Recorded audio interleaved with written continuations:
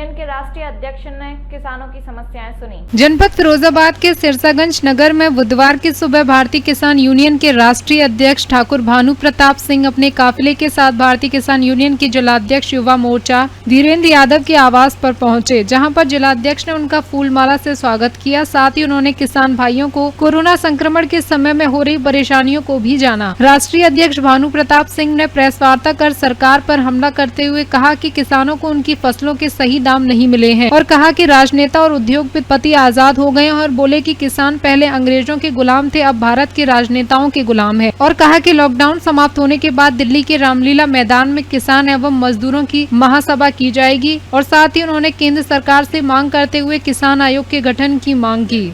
सूर्य प्रताप सिंह, फिरोजाबाद, समाचार 24। किसान भाइयों से ये कहना चाह रहे हैं कि पूरे देश में जन जागरण कर रहे हैं, इसलिए कि इस कोरोना और लॉकडाउन में हमको ये पता चला है कि किसान बहुत परेशान है। किसान अपनी रोजी रोटी की खातिर किसान से मजदूर बन गया है। क्यों कि 72 साल में किसान को अपनी फसलों के वाजिब दाम नहीं मिली। उद्योगपति आजाद हो गए, राजनेता आजाद हो गए, किसान आज भी गुलाम है। पहले अंग्रेजों का गुलाम था और भारत के राजनेताओं का गुलाम है। क्यों कि कमाई करें हम, पैदा करें हम, दाम लगावे सरकार।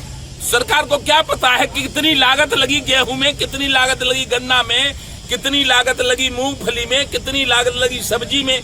लागत और लाभांश सहित जब फसल के दाम मिलेंगे तभी किसान खुशहाल हो पाएगा।